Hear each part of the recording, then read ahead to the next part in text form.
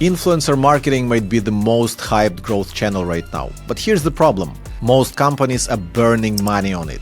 At Ahrefs, we've spent over $1 million on influencer sponsorships. Some of these campaigns absolutely crushed it, but others, they looked incredible on paper, yet delivered nothing. And here's the scary part. You can't tell which is which until after you've wasted your budget. That's why I was so excited to sit down with Boissinot, the founder of Favikon, a fast-growing influencer marketing platform that's been digging deep into this very problem. They've uncovered data signals that reveal which influencers are the real deal and which ones are just smoke and mirrors. We talked about lots of things: fake followers, engagement pods, AI-generated content, common spam, and the red flags that can save you from throwing away tens of thousands of dollars. This is a really packed episode for anyone interested in influencer marketing. So keep listening and don't forget to hit like if you want more episodes like this one. Ahrefs Podcast.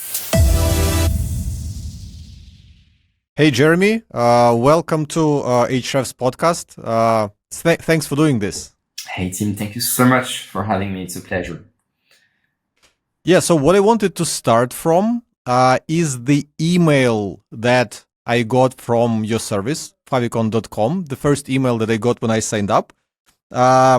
It was about fake influencers and the ways you're getting scammed. It talked about inflated follower counts and talked about inflated engagement and also kind of inflated pricing when you are getting charged improperly. So I guess the topic that I wanted to start from, is this so common on LinkedIn specifically and just among influencers in general to do those kinds of misleading things that it's worth like the first email that you're sending from your service? It's probably not worth the first email. I have to revamp them, but still it's an important subject. Fake influencers have always been a thing, in the B2C world. It's been like that for like 10 years. It started on Instagram where like 7 or 8 years ago, it was super easy to buy fake followers.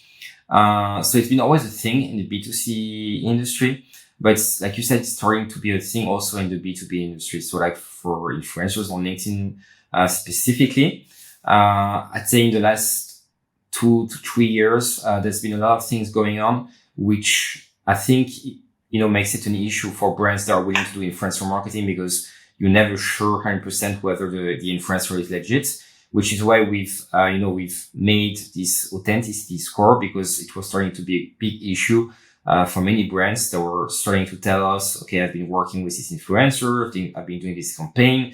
The ROI was a disaster. I got like 0 leads, zero conversion, etc. And when we would start investigating, we would realize that, the whole thing was basically a scam. So that's big issue right now also on LinkedIn, and that's what we're trying to fix. Yeah, I want to talk specifically about LinkedIn because I feel that in the marketing space, in the B2B space, this social network got a lot of traction. Mm-hmm. And I myself have seen quite a few people who seem to have really large follower counts, but when you look at the engagement on their posts, it's very, very low. So we wonder, where are those inflated follower counts coming from? Is this like you just search for how to buy LinkedIn followers or something and just pay, $10 for 1,000 followers, or how does it work? Not really. Okay, so there's, I feel like 2 kinds of influencers we need to distinguish on this case. Those large accounts that have like several hundred K of followers with very low engagement. Before like 2021, 2022, when the LinkedIn creator scene wasn't a thing, there was a huge first mover advantage to big influencers who were like the first creating content on LinkedIn. And at the time, those people would gain a lot of followers. And that's the reason why you may, stumble upon those accounts that have even like 1 million followers or something, especially in the US, and they have very low engagement right now because they're not really in the game anymore. And, people were just following these accounts, because they were just those accounts in the first place. And there's the second thing, which is those large accounts you're mentioning, which, it's not so much about buying followers like it used to be on Instagram. It's much more about hacking the algorithm.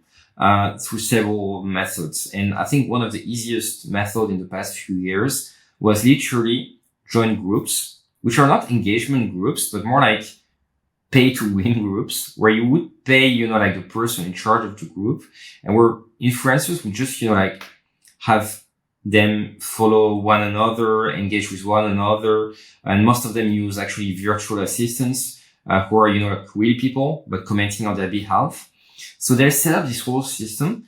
And since LinkedIn is so much about the algorithm, it's so much about, like understanding the algorithm, that it was super easy for them to gain actually a lot of followers. But true people, like you and me, because we would, have their posts in their feed, those carousels or those big billboards, which, people would necessarily end up having in their feed. That's how they got many, many followers in the first place. And that's the reason why you have all those big accounts who manage, to hack the algorithm for 1 or 2 years. And now they have all those followers.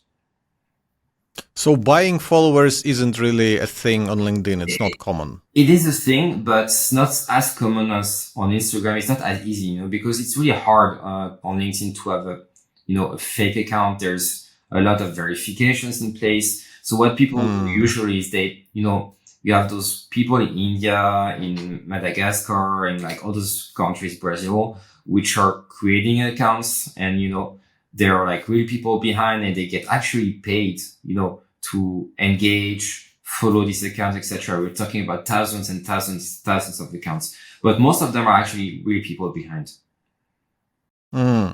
Okay, so yeah, it's good to know that fake followers isn't really a problem on LinkedIn, but more so, as you said, people who got traction a few years ago when LinkedIn wasn't that popular. But right now, in the current state of the algorithm, in the current state of the social network, their followers are not as relevant, are not as active. So their accounts, even though they seem to have a lot of followers, they don't have a lot of reach. Okay, good to know. The next thing is fake engagement, inflated engagement. So tell me about that. How do people go about this? Well, that's the big issue right now. And even LinkedIn, the head of product announced, I think 2 weeks ago, that they would start cracking down really hard on those services providing, AI automated comments, because it's turning into a huge issue for LinkedIn. I don't know if you know the dead internet theory. Theory was everything's going to be fake on the internet at some point. And honestly, on LinkedIn, in few niches, etc., it's already the case. You end up having influencers. I mean, technically influencers because they have a lot of followers, interacting with one another through their virtual assistants. So it's not even them, commenting on their behalf, with like all the other comments through AI engagement services. So there's nothing real about the engagement. And the big issue with this is that people are starting, to be turned off by the platform, because when you're surrounded by, an ocean of fake engagement, etc., when you start posting something and you're starting to have all those fake comments, it doesn't, encourage you to actually engage in a thoughtful discussion. I don't know about you, but it's been a long time where I felt like I could actually have a very thoughtful, genuine conversation about, like a very interesting subject, because most people would just comment for the sake of commenting. And I think the big issue with LinkedIn is that the algorithm favors so much engagement that people are just gonna comment away without, putting any effort into it. So there are two different things. There's those people who actually, are real people commenting, but they're just commenting like, thanks for sharing, I love your content, thank you so much, etc. Because they just want to comment because they know for the algorithm, they need to comment. And then there's these people who are using third-party services where they don't even comment themselves. They just plug into this service, and then this tool would literally make the comment for them.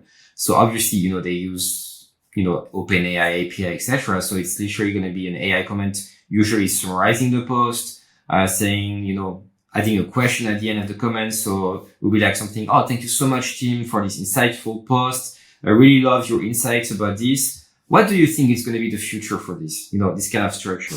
And you end up, if you look closely, you'll see that there's tons and tons and tons of accounts that have this majority of trash comment, either AI comment, but again, those trash comments I mentioned in the first place because people are just obsessed with commenting right now. But the issue for LinkedIn right now is that it's taken such, a huge, chunk of the overall commenting, engagement on the platform that people are starting to lose interest. And many creators, they're going to Substack, they're going to, other platforms like Reddit, for instance, because this is where platforms sound more authentic, because you don't have all those, shenanigans yet. And for instance, Justin Welch, I met him when he was in Paris last year, and he told me that he was starting to lose a lot of interest in LinkedIn because he would just post something, and then you would have like 500 people just commenting, AI comments, trash comment, etc. And he felt like he had no control whatsoever over like his engagement. And moving to Substack was kind of like a breath of fresh air for him, because finally he could have, thoughtful conversation, discussions with the people he would engage with. So that's the reason why LinkedIn right now, I think they have a huge problem on their hands. Interesting. I kind of don't see that big of a problem with AI comments, to be honest. So I'm not seeing that many of them on my posts. I do like see like 1 in 20, maybe like it would be clearly AI, unless they are like so short that you don't even know that they're AI and they're automated. That I of course cannot tell. But longer comments, you usually can differentiate if it's like written by a person with some purpose, or if it's AI just like rambling words to leave something. But yeah, I don't understand the motivation behind this. You said it's good for algorithm. So I don't do much commenting myself, and when I comment, it's usually on the post of people that I know, which resonated with me, or maybe I like disagree with something, or maybe something super resonated with me. So I don't leave that many comments. But you said that it's kind of good for algorithm, and I think I've heard that like every day you have to make a couple comments on other people's posts because it's good for your own reach, that then when you publish something yourself, your post would have better reach. Like what's the motivation to leave those comments in the first place? So regarding the first point of you not having many AI comments, it's a great point because it depends a lot on the niches. The more an expert you are on a certain subject, the less you're gonna, attract those kind of comments, because people, like in the SEO space, they're gonna be like experts, and they're not gonna, do this kind of stuff. And the people interested in your content are also gonna be experts. So I think it's more an issue for like personal branding, like business strategy, like, like more generic niches where it's much easier, to feed off the content, as you're engaging with it. And yeah, I think there was a study, there was an experiment made from, I think it was Andrea Boissinot. I don't know if you know him. He's a great guy, great influencer, very thoughtful content. And for a month, he started commenting on any other people posts, like, including his own posts. And his reach, like, got divided by, I don't know, like 4 or 5 or something. And when he started engaging on other people's posts again, the month after, the difference was massive, and it was pretty much the same content. So I think it makes sense, right? When you're a social media platform like LinkedIn, you want people to engage. So you want people to be active. You don't want people, to just throw content and get away. But the thing is, it's taken such a massive, importance in terms of being visible on LinkedIn that, again, it drives many people to just comment anything and lower the value of, many creators commenting spaces, basically. To be honest, I'm surprised. I would be kind of defending spammers, but I don't see that big of an issue. Like if I post something and people leave comments, even if they're short, even if they're AI generated, then whatever following these people have, they're kind of exposing my content to their following. Because when you like something or when you comment on something, a certain amount of your followers will see that in the feed. Oh, like Tim liked this post, or Jeremy commented on this post. So like you're exposing the content to your own followers. So getting comments and reactions, even if they are AI generated, but like you said, it's very hard on LinkedIn to have fake accounts. So most people are real. It's just they automate their engagement. So it's actually good. So, and I don't quite understand. You said Justin Welsh said that he has like those hundreds of AI generated comments, and therefore he's losing interest in the platform. I still think that he was getting a lot of real comments, and still he was getting his message out there, and with those AI generated comments it was getting more reach. So like, what do you complain about? But you know, Seems like like many people don't do it just for the rich. You know, you need to take kind of like some kind of pleasure out of doing it. And I feel like the comment section is what makes a social media platform fun. When I post something on LinkedIn, I really want, to have the discussion on top of what I have to say is as important as what I have to say. And I think that's kind of like the frustration with many, influencers, because again, it's just like, okay, you create something and you know that 90% of the people who are going to comment, they don't care about what you just said. They're just here to feed off, your content. They're like feeders, this, I don't know how to say in language, just, these small animals feeding off your blood. It's kind of like the same. So I kind of understand, the frustration behind. And also I really think that, lately I've been more interested in smaller creators because, I end up in the comment section because I feel like there's, the discussion is very important, when you say something that people are gonna give, a counter argument or something. That's what makes it interesting. And again, Reddit is a very important, interesting, example right now.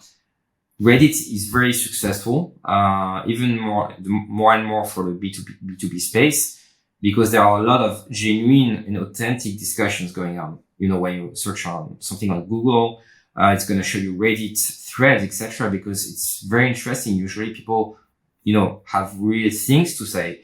And that's kind of like, I think the reason why it's getting problematic for LinkedIn, because, if you want to have very, I don't know, like authentic discussion on SEO, for instance, the odds are that you're going to end up on a Reddit thread and not a LinkedIn post, because again, most of the discussion is not going to be relevant.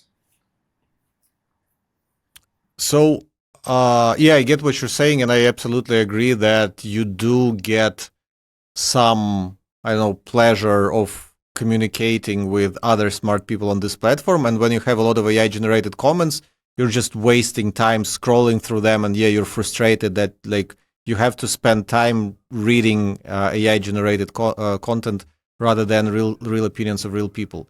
But back to fake engagement from the standpoint of selecting influencers, because what I believe Favikon, your product does, I don't know all of the functions, but one of them is connecting kind of businesses with influencers who they can use to promote their service, who they can use like for partnerships, sponsor posts, and etc. etc.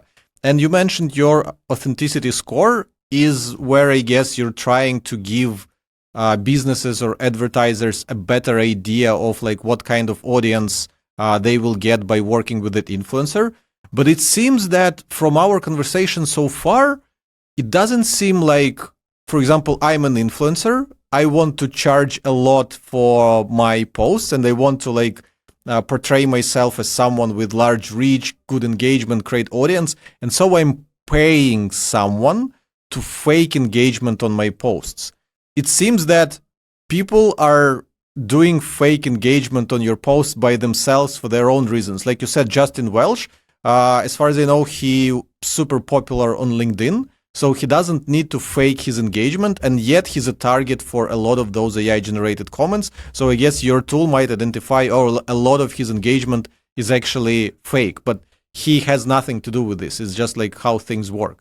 So tell me more about kind of your service identifying fake engagement, and what do influencers think about it? I wouldn't be happy if your service would show that I have a lot of fake engagement, but I'm not doing this. Like other people are commenting on my posts. Trust me, a lot of people aren't happy with it.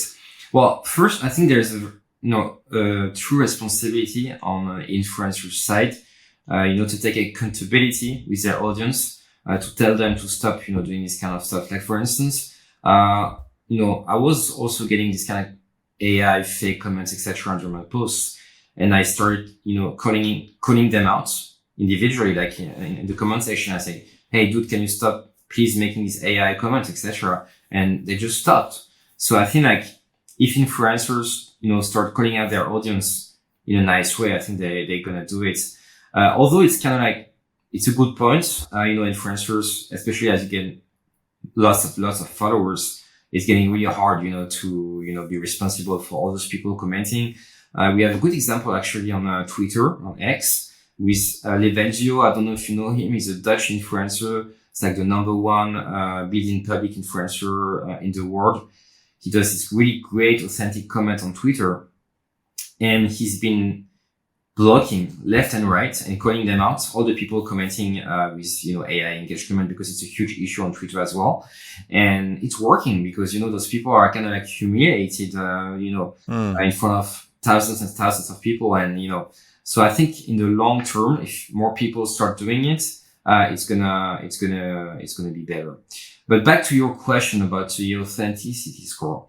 The reason why we had to do it in the first place is because, like I said, we used to rely on engagement, on the growth rate, all this kind of stuff, but not having these very important criteria, which are expertise. Are you an expert on the subject? Is this person an expert on the subject?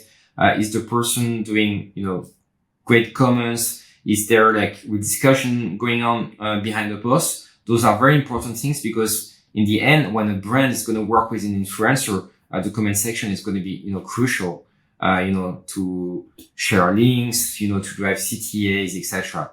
So yeah, there's all those big influencers were hit really hard when we rolled out this update. But now, if you look at the rankings, it's much more about being an expert than having 500,000 followers or something. And Tim, I took the liberty of checking your authenticity score before this call, and it turns out you have a perfect score. You have 100 out of 100, so congratulations. But it's because, as a CMO, you've been in this field for a long time. You do this, expert content. So it makes sense that someone like you, for any company working in the SEO industry, I think the ROI would be really super, super high. But let's say you're like, I don't know, like some random entrepreneur in the SEO space. You have an SEO company, okay, whatever, any tool in the SEO space, but all your content is just, algorithm based. Let's say you just want to have as many followers as possible, as much engagement as possible. What are you going to do? You're going to do carousels. You're going to do billboards. You're going to do this kind of content. And sure, you're going to have super high growth because you're going to hack, the algorithm. Lots of people are going to follow you because you say, oh, I love SEO. SEO is awesome. Long life SEO people and stuff. But in the end, if you work with this creator, it's not going to work out, because all the audience you will get will be low quality, and people are not going to follow these people because they trust him. As an SEO expert, people are going to trust this person for the wrong reasons. And for the anecdote, in France, there was this guy who used to be number one in France. He was in the HR industry, and he was number one. He had ton of followers, tons of engagement, etc. And one day he came to me. He was like, Jeremy, it sucks because no brand wants to work with me, etc. And then I checked his authenticity score, and he had a very low score. But why? Because his content was just pure bait. It was like, you can find a job, you're better than this, keep going, etc. And then, there's no value behind. So I feel like we're at a stage where authenticity, expertise need to be, studied as much as the engagement, the growth, etc. And that's the reason why when we released this score, it made a huge change in our rankings. But in the end, it's a positive thing for all the players in the space, including the good creators like yourself.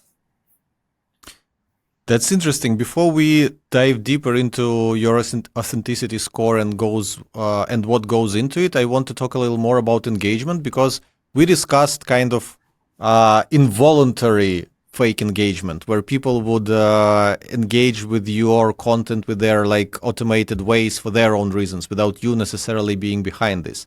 But there is another way to fake engagement, and this is engagement pods, the so-called engagement pods. So I want to hear your opinion. So what is the state of engagement pods? Is it good? Is it bad? Are people overusing this? What do you think? It's really, it is bad, but the issue with engagement pods is that where is the line between, let's say you have a small startup, you have 6 employees, and you share your post in a WhatsApp group or in a Slack channel saying, hey guys, can you please engage with my post, etc. Technically, it's an engagement pod, right? But in my opinion, there's a difference when it starts targeting people who you're not familiar with. Like for instance, I've been like investigating and joining all those groups on WhatsApp, Telegram, because, I wanted to understand what was going on. And, I stumbled upon groups where you have thousands and thousands of people just randomly sharing their posts, etc. And that's really bad, obviously. That's really bad. And, this is something that should be, and that's what LinkedIn is doing actually. They're trying to crack down on them. And then there's this kind of like these groups in between where you have WhatsApp group with, let's say, 50 people, in the, I don't know, like, let's say a robotics niche, where technically, it's a small niche. Technically, these creators, they know themselves kind of because they communicate everywhere. They're in the same niche, etc. But in the end, it's the same. It's sharing their posts, having them engage on one another. So yeah, it's an engagement pod. But the thing, and the big issue with LinkedIn, and I have no idea how they're going to fix this, is that, they can't ban someone just because they share their link with 20 people in their startup. So where to draw the line? So in my opinion, the only thing they can really crack down on is the automated, engagement groups, etc. But it's kind of like a never-ending battle, and it's going to be hard to resolve 100%. Yeah, I agree with you 100%. I also think that every company, every startup with a sizable marketing department or enough people active on LinkedIn is an engagement pod by default, because here at Ahrefs, whenever I post something that I really need to help push, I would share it on our Slack and I would say, guys, please help with upvotes. But then again, I would do it maybe once in 10 posts. So more often than not, I would just rely on my own engagement. But if I really need to like push some message, and if I feel that the message wouldn't take off by itself, for example, it's very like product focused, and people don't like kind of direct sales pitches on social network, I would ask the team to jump in, and I see it often from many companies. So whenever you see like some big company announcement and you like click to see who liked it, who reshared it, there would be a lot of people from this company doing it, and I think it's completely normal. Yeah, it's fair. It's normal, of course. Like I think I also think, yeah. I think again, it's about doing it on a massive scale and automated way, like every day with 60 people, etc. That's not good. Yeah, I remember I stumbled upon some kind of service where you could pay for other people to engage with your content. So you could like put the URL of the post that you need to pump, and then you either have credits, and I think you could get that credits if you engage with content of other people, so you can kind of get it for free. So you engage with content of other people, you get credits for it, and you can spend those credits for other people to engage with your content. Or you can just flat out buy those credits and spend them on like random people engaging with your posts. I never ended up using this service even once, even though I wanted to test it and see like what would be the people engaging with my content.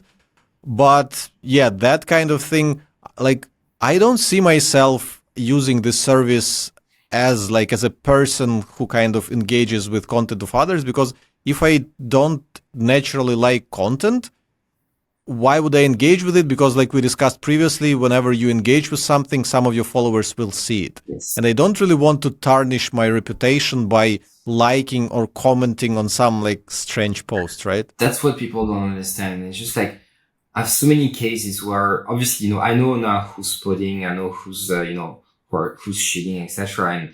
And I will share something with you. There's like a couple of people I follow just because I'm, checking their engagement, and, sometimes I end up with in their feed, them liking someone. I'm like, oh my God, this person is in the same pod, I'm like, and there's, these people, I talk to a lot of people on LinkedIn, and every once in a while, I'm like, oh my God, I'm so disappointed. This person I've been talking to, he's cheating. And there was this case like 2 weeks ago where I just, sent a WhatsApp to this guy I was talking to, and it's like, oh my God, you're in the WhatsApp group for sure because you've been liking these 10 people, and I know for sure they're in this engagement pod, etc.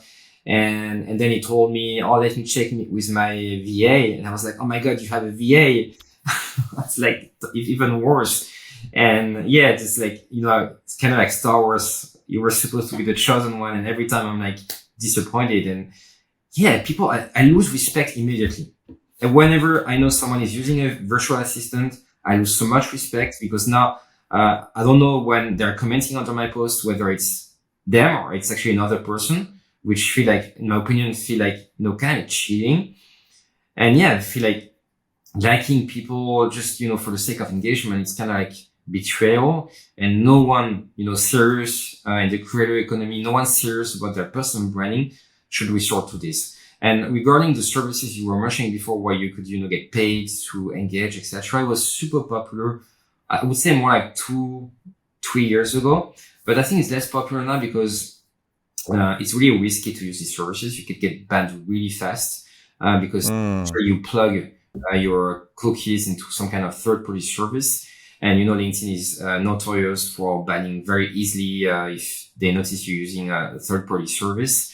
And especially now, as they're cracking down on automated services, using this kind of stuff puts your account honestly at a huge risk, and it's really, really not worth it. So I would really urge anyone using it to stop doing it right away, because you're going to bite the dust at some point. Yeah.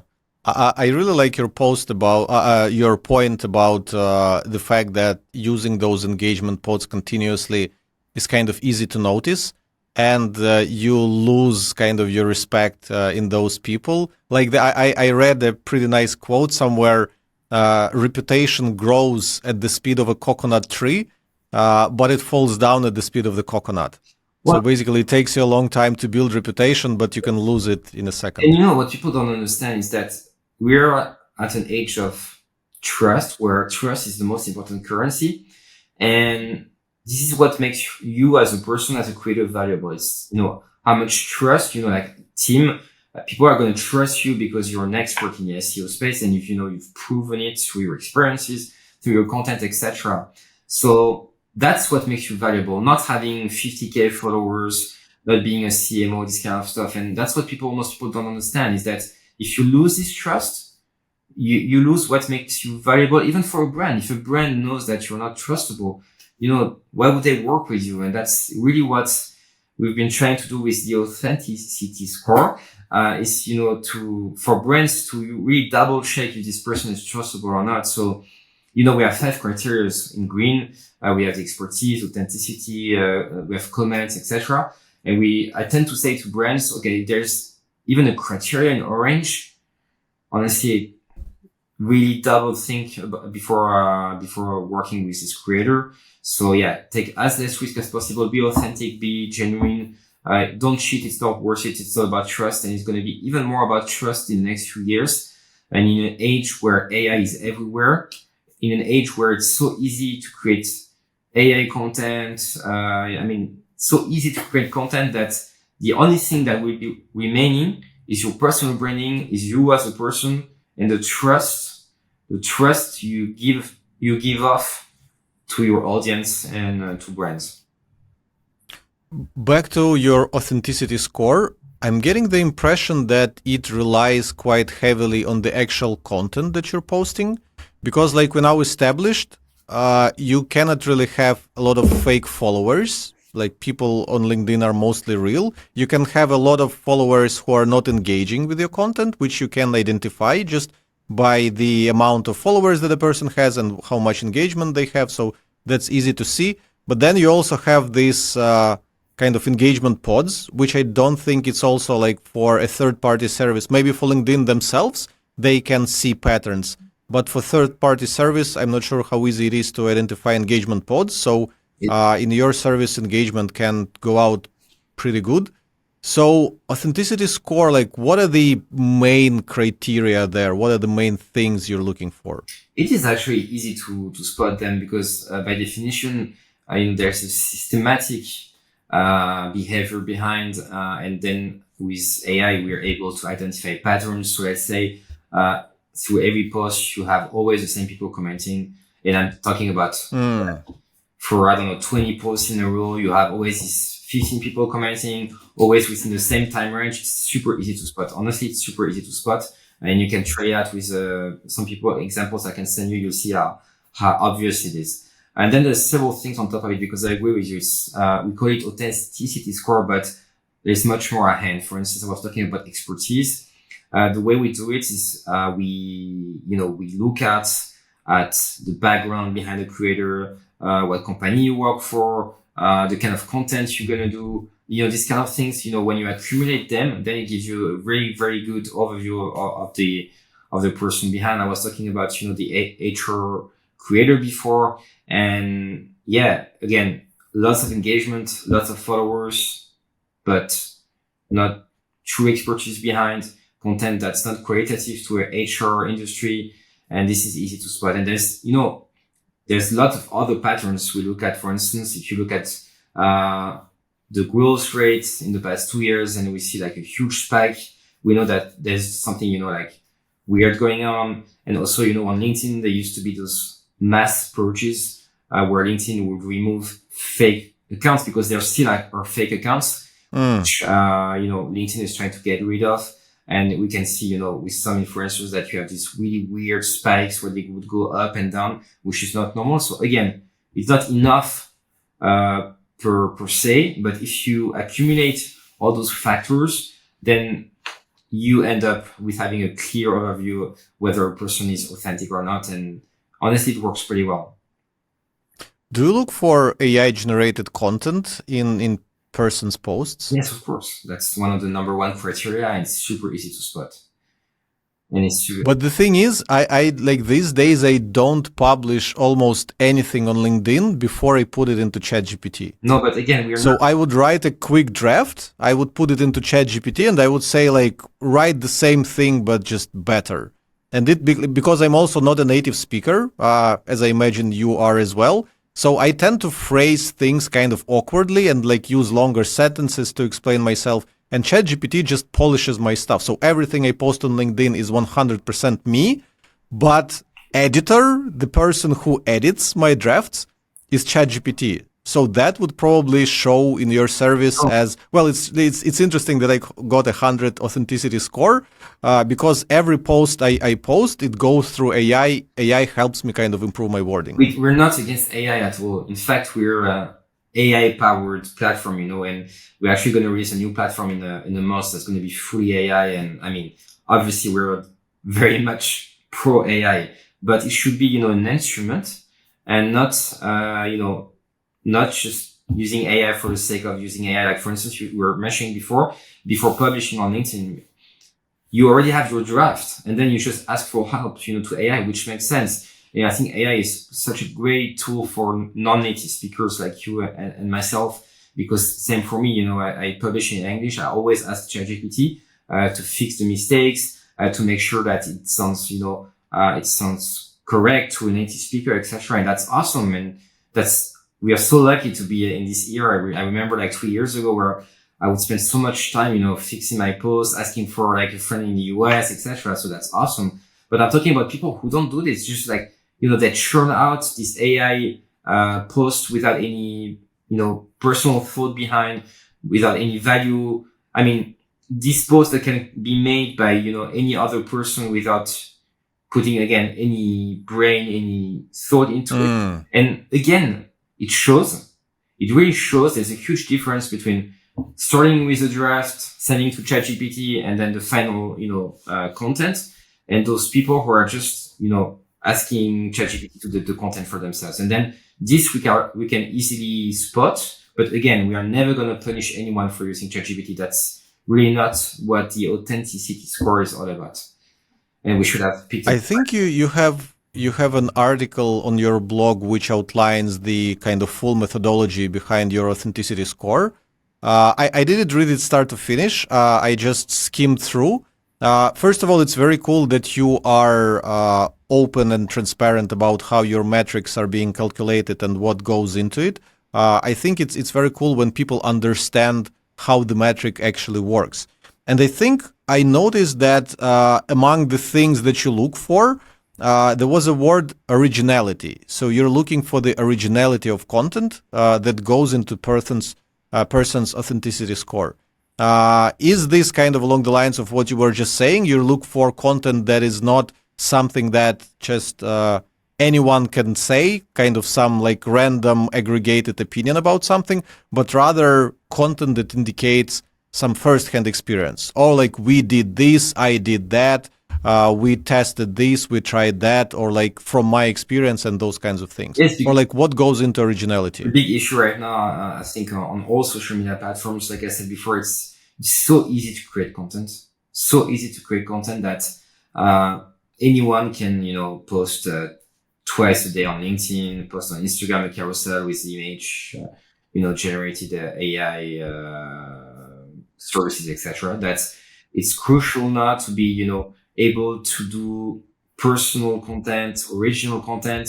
And that's the reason why I told you before that we really look at who's behind, are there an expert in the subject? Because, like we used to have these people in the Web3 space, and, overnight they became AI influencers, etc. So it's really important, to know who's behind, who's creating the content, is this legit, etc. And that's why there's clearly a trend for originality. And again, on LinkedIn, there was this kind of like billboard era where you just have these billboards all over the field, and they would always be the same, like kind of like motivational, etc. And this, in my opinion, should, we crack down on them because it's easy to make, doesn't show any value. It's just to hack the algorithm, could be made by anyone. And that's kind of stuff that no one wants to see. That's, no brand that's serious about doing influencer marketing. If they work with this kind of influencer, they're going to be disappointed. In fact, we had this case again where a brand was working with an influencer in a country I'm not going to name because I don't want people to know who it is, but lots of followers, lots of engagements, lots of everything. So on paper, perfect. And then they realized that she had like zero ROI. But then when we investigated, her audience was all over the place, from, people from all over the world, from all industries, because it was purely motivational. And I guess we're talking about a company in the HR industry, and, there's no value behind because you're going to target no one. Let me rephrase my question though, because I want like a slightly more specific answer.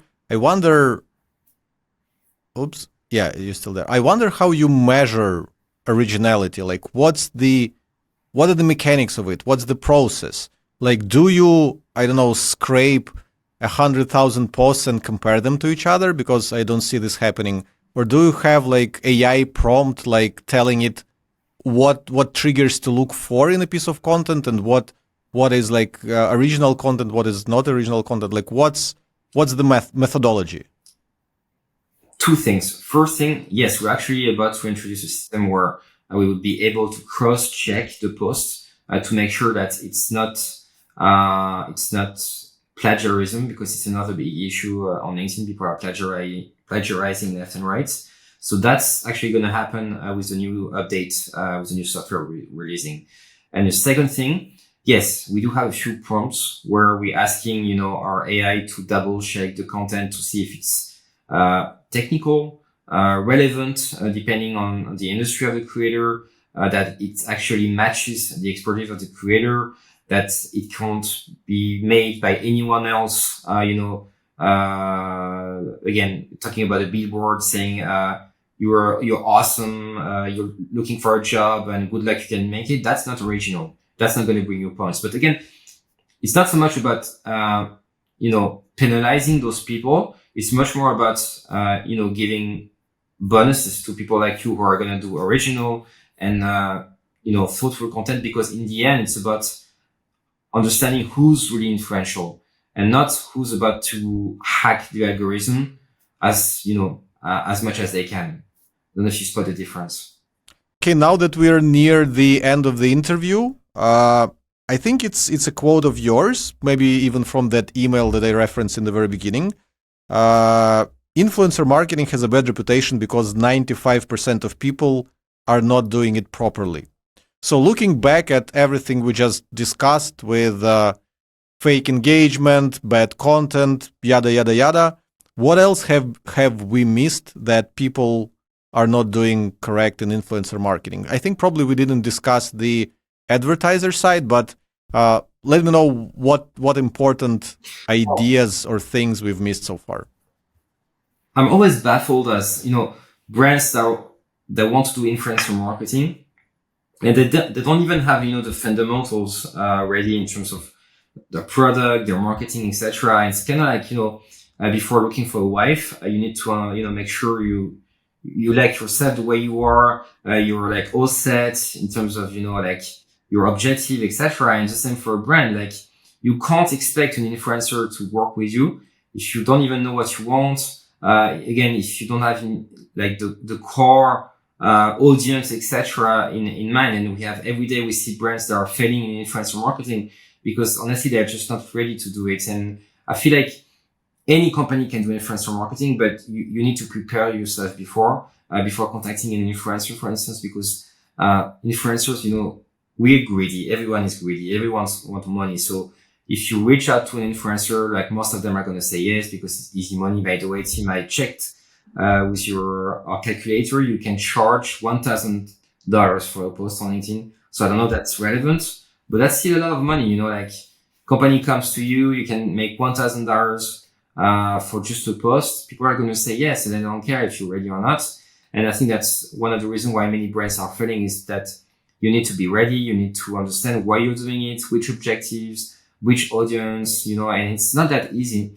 The problem is that since everyone is basically on social media these days, you think that, it's easy, you just make a post, you just publish on LinkedIn, Instagram, whatever, and then it's going to work out by itself. But that couldn't be farther from the truth. And it takes efforts, it takes resources. And, like, it's so easy now if you use the right tools. And again, Favikon, like, I see every day bad influencers that are being picked for the campaigns. And I'm like, seriously, you just wasted $2,000 because I know that they're going to charge for this money. And I'm like, I don't understand. Honestly, now it's, as a marketer, you have no excuse, in my opinion, to work with wrong influencers or to do a bad campaign because, like I said, most people don't do it properly. And then they're like, oh, this influencer is bad or influencer marketing doesn't work. No, it just, you didn't do it the right way and you didn't use the right instruments and you didn't think it through and etc. And I think a lot of marketers should, I think before blaming others, they should, have a long conversation with themselves before blaming whether they're influencers or whether they're influencer marketing as a whole. Because trust me, we've done a lot of influencer marketing, even in Favikon, like with our rankings, it's basically influencer marketing. We use influencers who share our rankings on a daily basis to, get more awareness on our product, on our brand, etc. And it works so well. And we do it every day and we know it works. And I know many brands which have been super successful just through influencers. I could name like 50 of them and still people are doing it not properly. So I think marketers need to, spend more time on it before launching a campaign. How many influencers do you have in your database for LinkedIn, roughly? On LinkedIn, we don't have that many. I'd say 500K. 500K. Which is not a lot compared, to other social media platforms, but it's because very few people are creating content on LinkedIn. So that's the reason. I think you guys, as a company, took one round of funding. Was it like 5 years ago or something? Yeah, and you never raised funding ever since, right? Yes, we raised pre-seed fundraising 2020 at the very beginning. We're actually about to finish up another round right now, like a seed stage, around 1 million. So if anyone is interested, there's still like a couple of weeks because we kind of want to accelerate. With like I told you, we have a new product coming up, which in my opinion is going to honestly disrupt the creator economy because it's kind of like this SaaS that doesn't exist where anyone will be able to do creator marketing and 100% automated way. Everything will be so much easier, whether it's discovery, whether it's campaigns. So I'm really excited about it. So for us, we're really trying to accelerate for the next 12 months. Do you disclose your financials publicly? We haven't. No, it's private. It's private. Yeah. Okay. But if you say there is like still opportunity to jump in as an investor, you obviously do share this information with potential investors. Yeah, etc. I'd be happy to answer any question if someone is interested. Like, would a small check from someone like me work? I mean, even $1 from you would work, and would happily have you on the board. Don't worry. Awesome. Let's talk about it in private. Yeah.